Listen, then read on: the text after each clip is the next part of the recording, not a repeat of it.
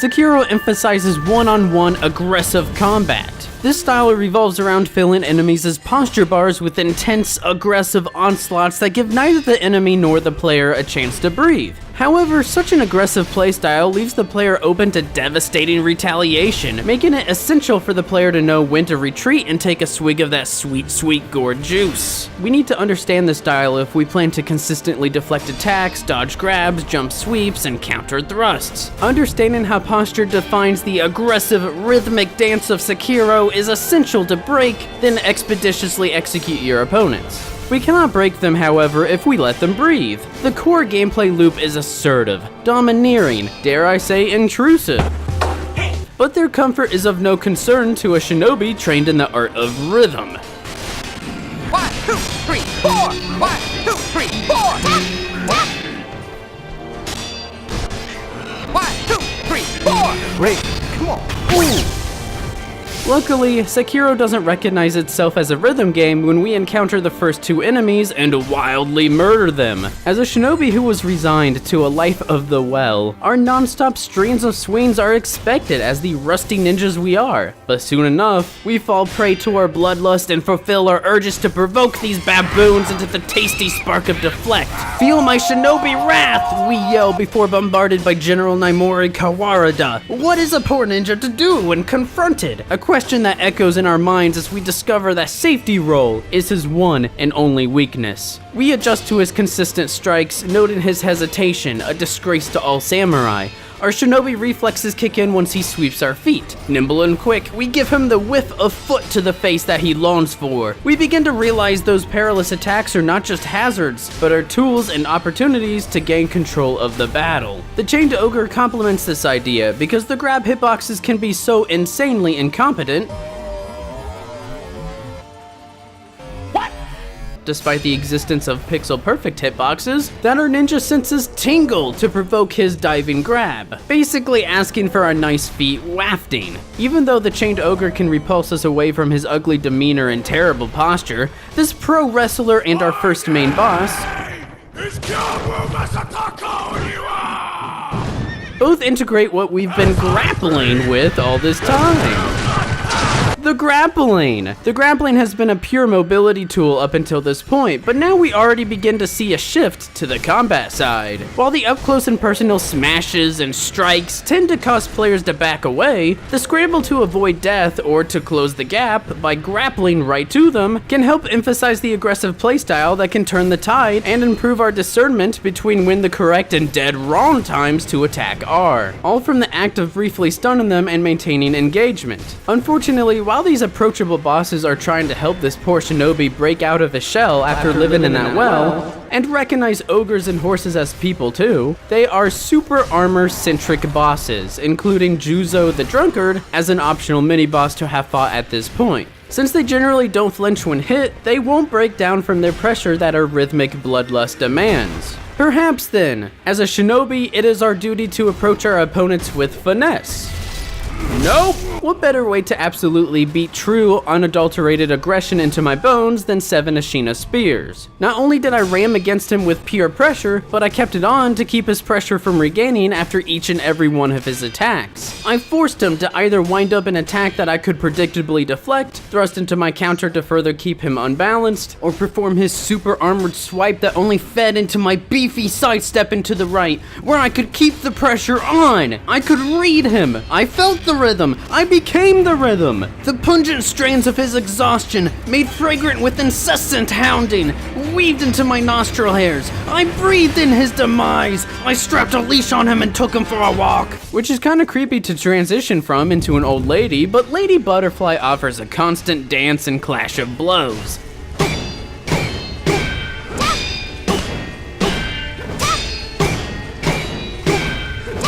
A rhythm signified by her own visually prominent deflex, quickly followed by an attempt to stab our poor unarmored hearts. These loud and proud deflex only further establish how effective Sekiro's visual and auditory cues really are when they can produce such a lovely rhythmic dance that pulls at my very heartstrings. Alas, her deflex can also cue her shuriken, flurries, dashes, perilous attacks, and even wires in a multitude of ways. Everything, however, can be dodged, maneuvered, and shurikened down from the sky to maintain an aggression that will constantly pressure her posture, further exemplifying Sekiro's core gameplay loops. Not everything centers around this style, however, but only briefly, as Junsuke Sase's hilt twinkles with the tears of his future. Yes, his consistent stance and block chipper 2-hitter dealt chip damage through blocking, but it was consistent and became his demise quickly and efficiently with his insanely low health and posture. Despite this, his test for our shinobi senses was not to assail him with a flurry of blows, because his counterplay is to quickly backstep into his signature swipes. This is a pure test of our deflect skills, and as shinobi, we can truly appreciate his mentorship.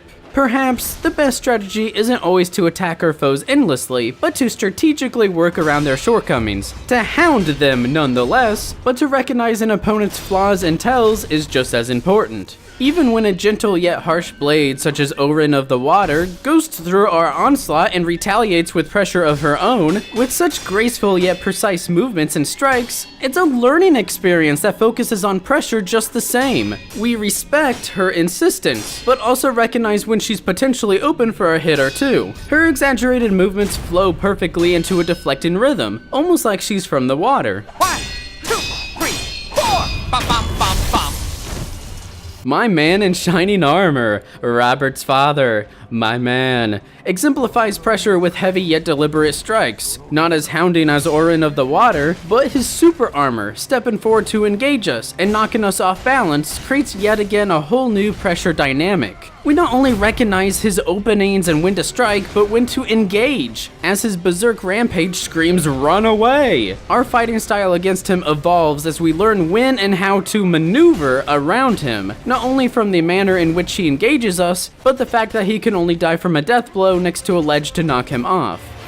I really want something like freedom from depression or success, but it's not available. All of this super armor from Juzo the Drunkard, the Chained Ogre, Gyuobu Oniwa, Orin's ghostly self, the Armored Warrior, and the Apparition Corrupted Monk may sound concerning, but when so many challenging enemies and mini-bosses allow us to employ the aggressive technique, it's by no means uncalled for, such as the Ashina Samurai. Even then, these samurai add a whole new dynamic of quickly thrusting or chopping post-deflect to keep us at bay and always on our toes. Super armor is adjusted accordingly for the Guardian Ape. When we whack him enough, he stops with a satisfying flinch, allotting more hits in this health-focused boss versus the typical posture focus. He's knocked back, proceeding to run away to prevent any follow-up attacks. His whole body is one big telegraph. All the time. The amount of care that went into balancing this fight around the beast's size while still emphasizing keeping close even when moving around him, especially when some moves like the pooper scooper just miss when we're underneath him, is insane.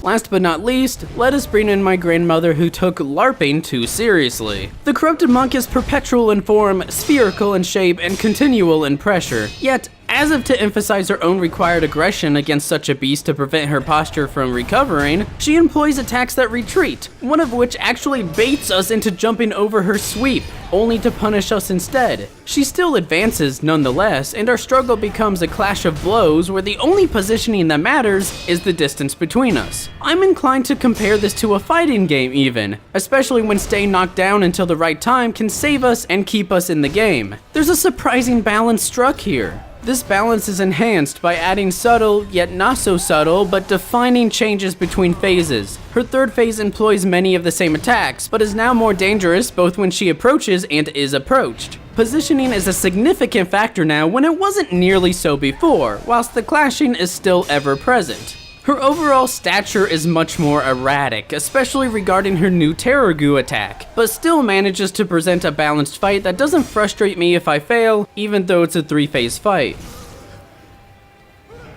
You may have recognized a transition in behavioral patterns throughout the game, from our opportunistic baiting of attacks and constantly attacking enemies when we can, to the game's recognition of an adaptation to this pattern, by forcing us to deal with pressure and knowing exactly when to strike. The bosses are absolutely focused on keeping us close and personal no matter the situation, but later in the game, they began to employ different tactics to keep the core gameplay as fresh as possible. As a result, Sekiro's bosses became absolute mind games of recognizing movements and attack patterns. It's a constant barrage of rhythm and pressure that becomes so ingrained into the game and our own playstyles that it's more difficult to recognize. However, don't mistake it, this design is still rooted as the game's very foundation.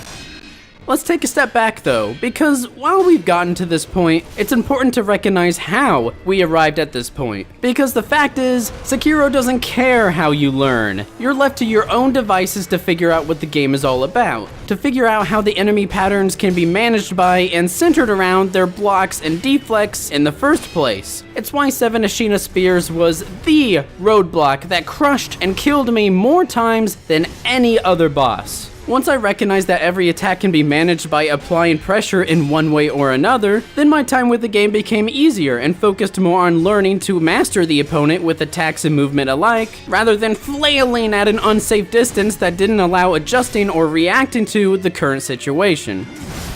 So, while the Ashina Generals were a common mini-boss that helped us become comfortable engaging and pressuring attacks, deflects, and perilous counters alike, I'm afraid that the variety and learning was still spread out too thin in the beginning, especially with the number of opportunities for new tools and strategies lurking around every corner during the first sequences of Sekiro.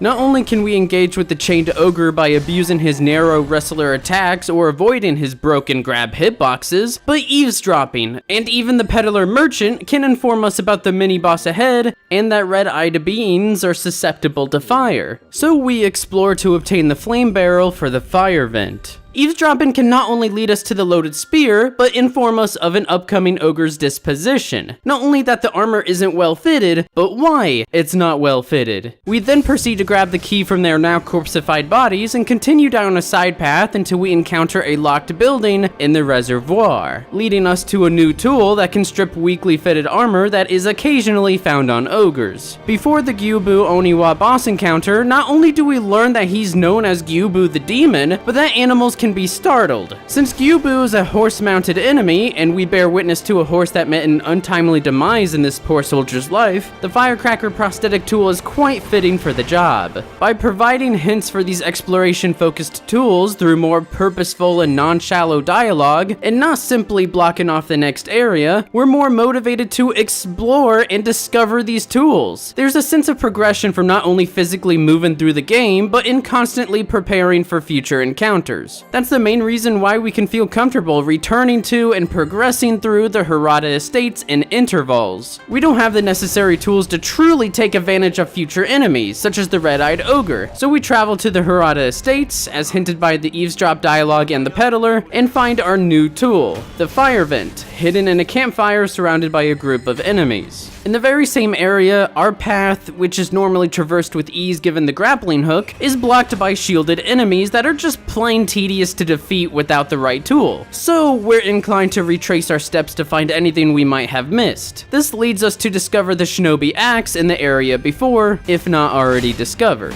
While some uses, like the fire against the chained ogre, are handed to us, some uses stem from relatively explicit visual cues. For example, the same flame vent can be utilized against the guardian ape's fur for a free stun. However, the real MVP is the loaded spear against the headless ape.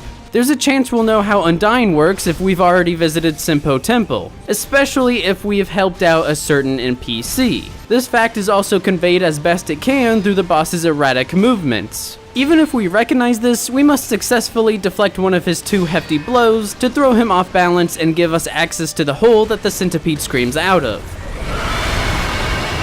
The shuriken is also an excellent example. While Lady Butterfly is the perfect boss example of its advertised purpose, there are also the nightjars that jump around to throw shuriken, and the Senpo assassins who can sometimes block our attacks endlessly, but are susceptible to knockdowns from shuriken.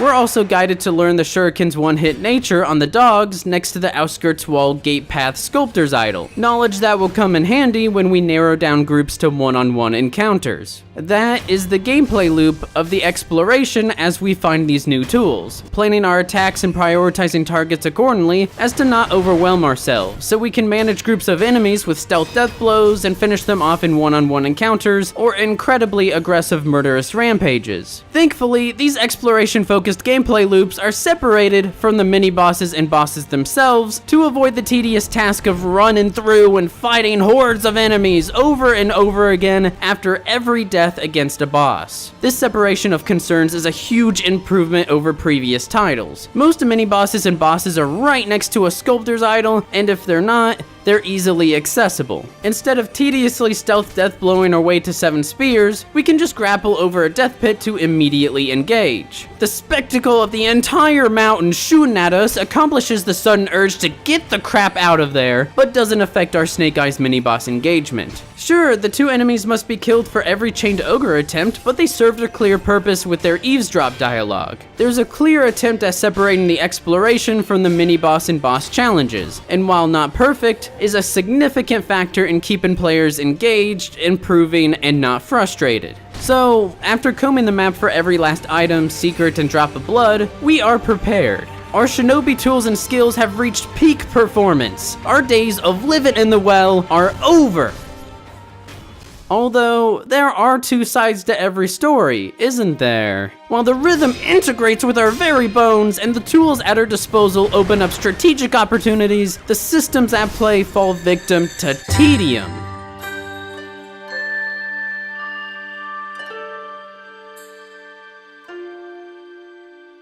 The entire idea of staying aggressive rather than defensive is a brick wall until you learn from either your own incessant dying or from an outside source. What makes this roadblock more frustrating is the emphasis on the stealth system. Sekiro encourages stealth death blowing the first life of mini-bosses, essentially becoming a glorified backstab system. When a mini-boss doesn't appear possible to stealth death blow, the player is encouraged to abuse aggro range and reset to force them to turn around. This tedious pattern becomes part of Sekiro for many mini-bosses because, well, that's what the game establishes from the very beginning with the Ashina Generals, 7 Ashina Spears, and Shinobi Hunter, on top of practically every enemy in the game. There's no reason not to engage with the core gameplay loops, especially when the benefit is tremendous. Resetting enemies becomes such a chore as well. The stealth system tracks the player to their last known location, using radio waves as their sightline to track movement behind corners.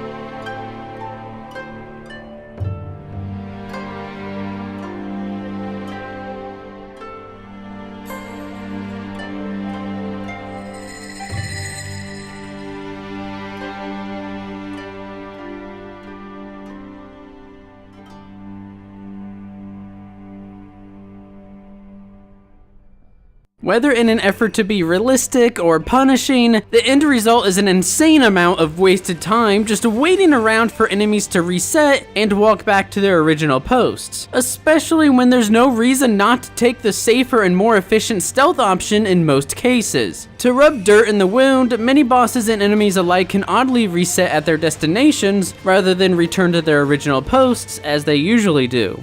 Or they just break.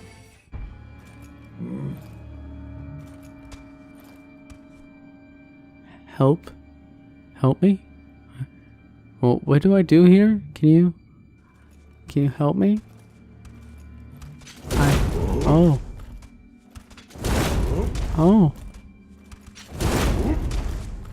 Maybe he'll break through and let me out eventually. Oh, thank you.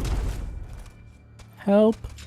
The stealth system can't even be effectively used to minimize head-to-head combat until the optional suppress skills are purchased. This suppress skill gatekeeping is clearly conveyed through otherwise impossible scenarios that force resetting, also known as hit and run, especially if we don't want to miss any potential dialogue or eavesdropping. Even with both of the stealth enhancing suppress skills, General Tenzin Yamachi and Shikakichi of the Red Guard host dozens of surrounding enemies, including enemies that will cause the mini-boss to aggro if we choose to engage. The player is forced to clear the area to create a safe mini-boss environment, run away to de-aggro and reset the mini-boss to its default state, and finally stealth death blow into the actual fight. This tedious routine is worsened by the inconsistent Bellman. Sometimes we're spotted by him, sometimes we're not. And if we are spotted by him, wait out the other enemies and mini-boss because they'll be alerted to our presence. These mini-bosses take longer to set up to finally engage with them than it does to actually fight them.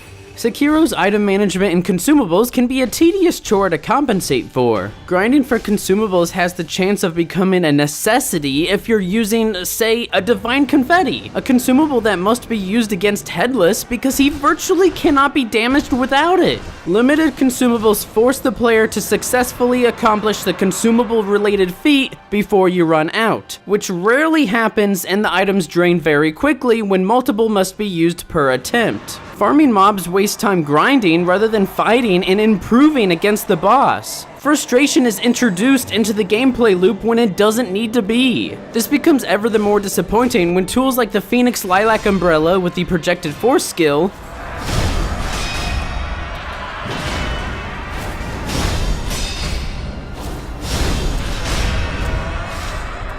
and the Lazulite Sacred Flame with the Live and Force skill can replace the Divine Confetti as actual upgrades. And while the Lilac Umbrella would be more of a situational playstyle, the Sacred Flame is a straight buff that lasts 20 seconds, meaning it's the solution to the consumable grinding issue. However, it's only a band-aid, considering the Spirit Emblems have the same problem as Bloodborne's Blood Vials and Quicksilver Bullets. There will always be players that run out of limited supplies, so when this limited supply is directly tied to a core system, especially for Blood Vials that allow us to actually play the game, and there's a much higher chance of draining our resources, it's absolutely detrimental to the entire game. Even though Sekiro's Spirit Emblems aren't as destructive to our experience compared to Blood Vials, Sekiro still hasn't fixed this problem and can heavily punish players who fail over and over against a boss that benefits from certain prosthetic tools. The solution is simply to refill the use pool when resting at a sculptor's idol rather than some arbitrary grindable consumable resource. Even then, transitioning the entire elemental weakness system like the Divine Confetti from consumables to upgrades would become a trial and error guessing game of which element to use for certain bosses and enemies. We'd be trading one potentially tedious system for a guaranteed one, a paint by numbers approach to problem solving that will most likely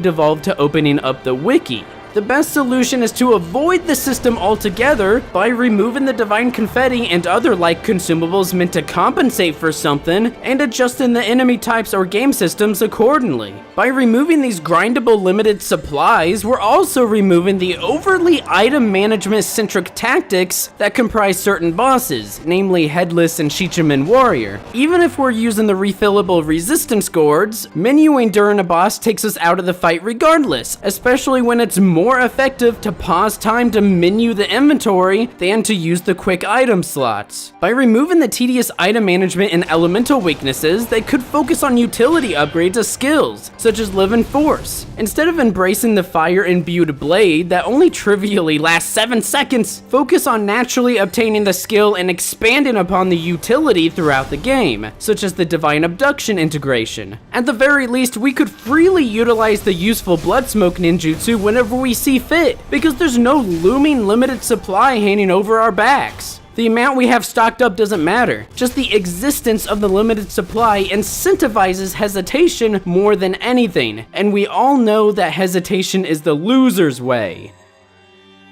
You loser! The most egregious example of tediousness has to be some of the common systems and mechanics themselves, such as the step dodge. Sekiro explicitly states to step dodge grabs, but grabs often have generous tracking and hitboxes against us. Step dodges are much more strict than From's other titles to prevent abusing it, but then the hitboxes and tracking need to be spot on to compensate for that tighter window. Jumping away from the enemy or to the side and or maintaining distance tends to be more reliable. While consistently maintaining distance isn't exactly conducive to the aggressive pressure mantra, the idea of staying near our opponent by maneuvering as opposed to attacking is conducive and is a great mix-up of said pressure mantra. However, the potential maneuverability is never quite conveyed properly enough. In fact, quite the opposite, to the point of continuously failing against the Guardian Ape's grabs because I had no idea why the game would mislead me so insufferably. Sekiro blatantly conveys and encourages executing step dodges to counter grabs, not once, but twice.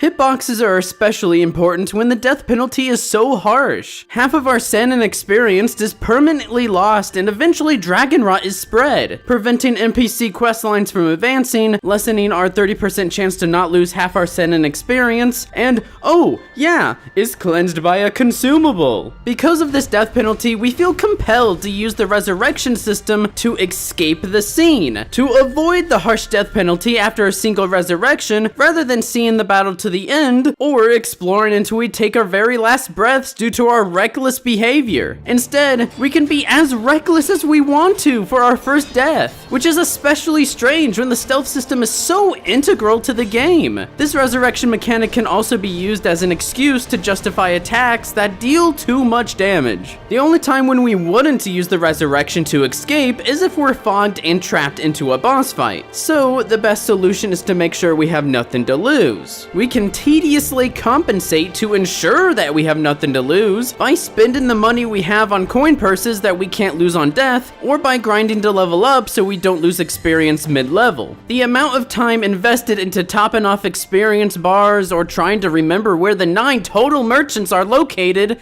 is significant. Even if many of the memorial mob merchants are close to the sculptor's idols, there are too many idols and merchants to keep track of, and now there's a reliance on the wiki to travel to each one because of how few purses each carry. These are investments worth making, but only because the entire death penalty system is tedious. Instead of trying to build tedious systems to compensate for tedious systems, From should have built something meaningful that enhances the core gameplay and mechanics. Even if we have nothing to lose when fighting against fogged-in bosses, I would still abuse the homeward idol whenever I could, because it's just a waste of time to continue, frustrated with myself and wanting a fresh start, when I screw up badly enough to warrant a retry option. A retry option would at least be more useful than half of the combat arts. Nightjar Slash can be effective at quickly closing gaps with a weighted blow that can possibly interrupt, sometimes to infinitely stunlock certain enemies like Lady Butterfly. I'm honestly not sure why Nightjar Slash exists when balanced versions like the Loaded Spear and the Chasing Slice skill exist, and are integrated into Sekiro's prosthetic system. Praying Strikes deals little vitality or posture damage, and that's because Praying Strikes can prevent enemy counterattacks. Because enemies with super armor attacks can be exceptions. While I'm sure not powering through super armor was the result of balancing, it produces a combat art that's no different from just pressing the usual attack button. The upgraded version deals decent posture damage, but there's less benefit over Ichimonji. Whirlwind Slash is intended for group engagements, the exact situation this game actively discourages through its stealth system and grouped enemies' non-stop badgering and their insistence on making it difficult to find any openings. While Whirlwind Slash can help manage more than one enemy, it often leaves us in a vulnerable position, especially if our slash doesn't break through their super armor. Whirlwind Slash deals decent damage, but strips control away to a potentially deadly effect without the benefit to balance. Floating Passage has almost no interrupt, meaning it leaves us open for quite a while, and the versatility of our normal attacks far outshine. Spiral Cloud Passage costs up to 5 Spirit Emblems as an AoE that deals very little vitality and posture damage. Mortal Draw deals both vitality and posture damage in a ranged and wide area. Mortal Draw comes across as a straight whirlwind/upgrade and could be useful as the game's only reliable group engagement option. So while Mortal Draw is a fine enough option as is, the Mortal Blade's non-combat centric use is kind of frustrating, especially given how integral the Mortal Blade is to the story. Its entire purpose is focused on context-sensitive moments to kill undying enemies, and those moments aren't even consistent. Instead of a new blade to wield, we're stuck with Wolf's default Kizabumaru Katana, a weapon that we have no attachment to.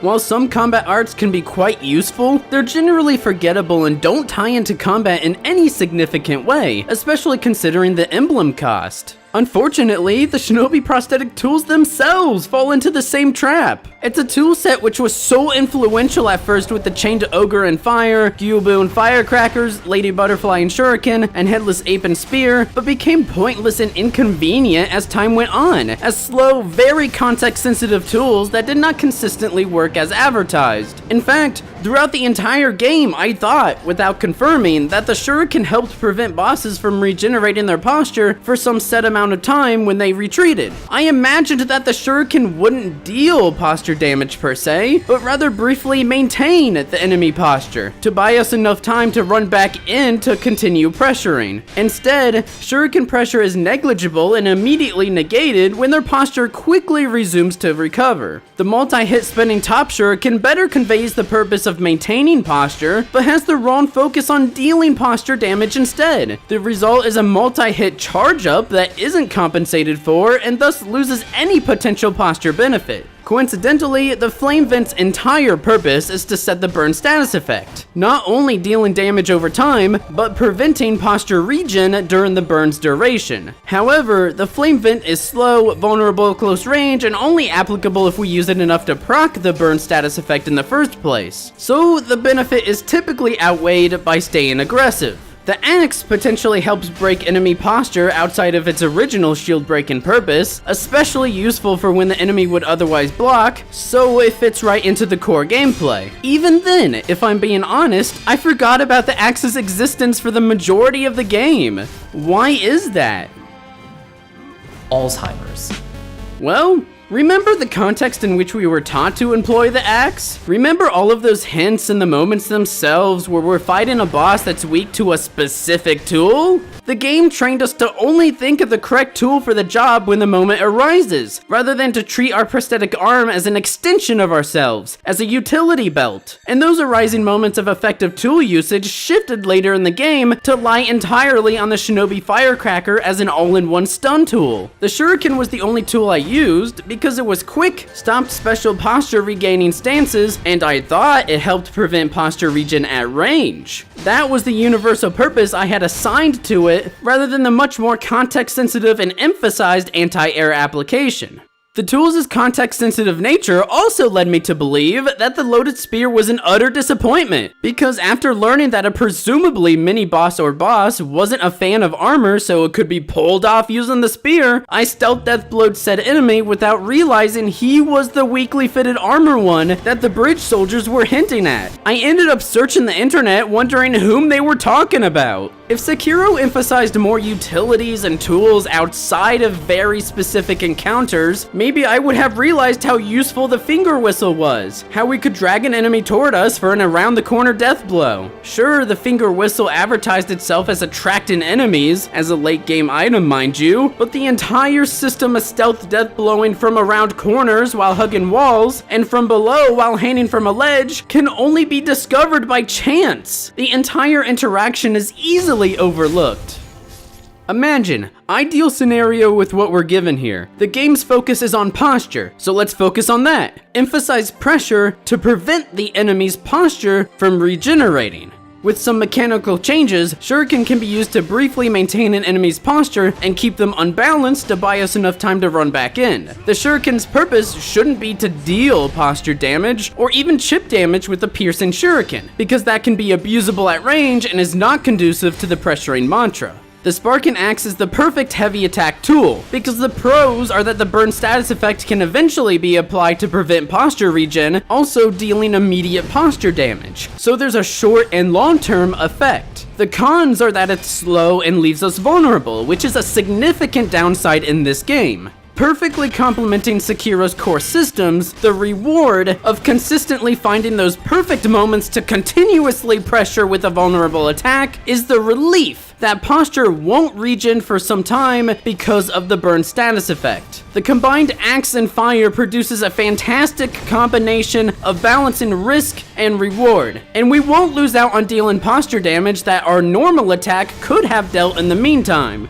And then we can just toss the flame vent back in the pile of trash once we found it, to avoid mixing up the benefits without any particular advantage. The combat art Ichimonji already fits in very well and acts similarly to the axe, but instead of the burn status effect, we recover our own posture. The reward of maintaining pressure whilst posture recovers is balanced with the risk of a slow and vulnerable attack. Ichimonji can also be charged to really punish our enemies at a greater risk of our demise, but can also be upgraded to the double version to mitigate that greater risk without compromising the risk-reward nature of the move. If we don't enjoy that Ichimonji risk, holding block to regen posture is the safe option, but leaves the enemy to regenerate their own. Ooh, it's a little scary, but watch out. The combat art High Monk is a stylish sweep and air counter that does roughly 1.5 times the posture damage compared to jumping on their faces, which is great because it's a straight logical and aesthetic upgrade to one of the most frequently used counters in the game. High Monk can become an integral upgrade as a better posture damage reward and more follow-up options to continue the pressure. Since Ashina Cross deals vitality damage whilst ignoring blocks, from some distance no less, Ashina Cross can be used against enemies whom we're having trouble maintaining constant pressure against, to naturally reduce their posture regen since vitality and said regen are directly linked. The fact that Ashina Cross takes time to sheath means we must plan it out accordingly and strategically maintain distance or step dodge certain attacks. While Shadow Rush is a contender in this category and is almost the same move, from an aesthetic view, I'm inclined to side with the Ashina Cross stance, especially when our thrust attack looks similar to Shadow Rush. There's also Dragon Flash, another ranged, block-resistant combat art that costs 3 spirit emblems instead of 2 like the previous Ashina Cross and Shadow Rush, and maintains distance, which isn't really that useful in this game, especially if we want to quickly follow up.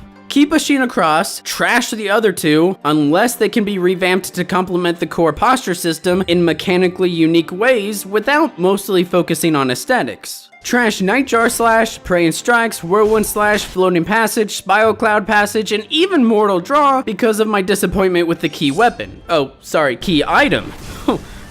Frankly, the fact that these potentially complementary systems are so buried in the game when they could be balanced and core to the posture and pressure focused experience is considerably disappointing. Especially when laying a solid foundation of tools, complementary to the aggressive posture focus, could help with Sekiro's potential monotony. While the bosses and enemies are quite varied, the game can feel like it's dragging on when there are so many copy and pasted or reskinned mini-bosses. It's insane and found throughout the entire game. Look at this. What is this? Come on. Why there's so many? The most glaring example is Fountainhead Palace, where the Blazing Bull, Shichiman Warrior, and Headless are strangely tossed in and didn't need to dilute the otherwise extraordinarily strong and unique boss lineup. While Sekiro's duplicated mini-bosses grew tiresome and tedious, there existed bosses that were also, more than anything, tedious to fight. The headless ape screamed 40% of the engagement time, and yes, I did time it, and it was consistent throughout my attempts. The headless ape scream is a shallow deterrent that prevents aggression or pressure when Sekiro actively encourages it one way or another. 40% of the time that I was engaging with the headless ape, I was forced to wait around until he let me play the game again. This is by no means an engaging mix-up of the aggressive formula. Although, maybe give them slack, because I have a hard time believing the AI isn't just broken when he taunted right in front of me twice in a row, and he consistently terror screams after his mini version, even though we're already disengaged at that point.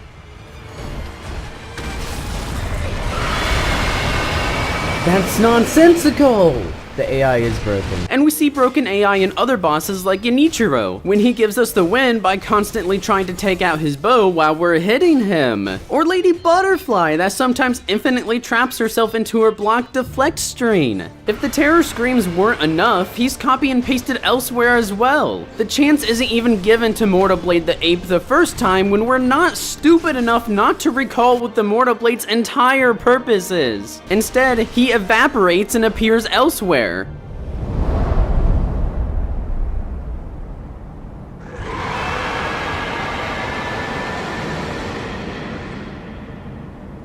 As if that's the best solution to compensate for potentially encountering the boss before obtaining the Mortal Blade.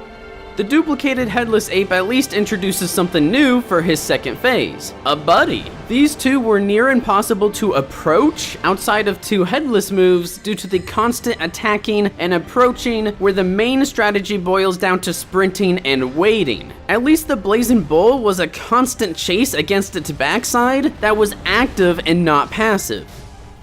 While the Guardian Ape's first phase was a beast-like boss well integrated into the game, the Demon of Hatred was basically a Bloodborne-style boss where we unlearn everything about deflecting because of his fire attacks, and stay under him whilst running around his flanks, because dodging is not a great tool in this game and his tracking is insane. He's the ultimate culmination of a twist on the aggressive formula that didn't really have enough build-up. It takes time to realize what type of Bloodborne playstyle we need to adapt and master, against 3 endurance-focused phases no less, especially if the player never banged their head against the wall to learn to pressure opponents in the first place, or even properly adapt to the grab system because of the game's insistence otherwise. Even if the Demon of Hatred's learning curve wasn't so unexpected and steep, dealing almost a full health bar of damage in a single hit is simply inexcusable. Even if we take a little damage, we'll have to use an entire gourd to heal back to full health, because otherwise we're risking an instant death. 2 gourds are necessary if we are hit by the steamroller of a move. So if we boil it down to the worst case scenario, we can only make 7 mistakes during the entire 3-phased boss. Each phase its own endurance run,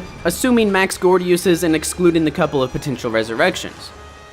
Finally, Genichiro, tired and exceedingly easy at this point, conveyed both mechanically and visually so, also another repeat boss and only there for the story elements, blocked our path to the Sword Saint for every single attempt. To reduce the time we had with the Saint, to diminish our ability to practice, to learn, to improve, where the line between investment and satisfaction began to blur. Was it truly worth wasting a significant chunk of our time against this 1-phased gatekeeper before we could invest in the actual 3-phased final boss? Is the potential satisfaction worth the frustration of such a significant amount of dead time between attempts?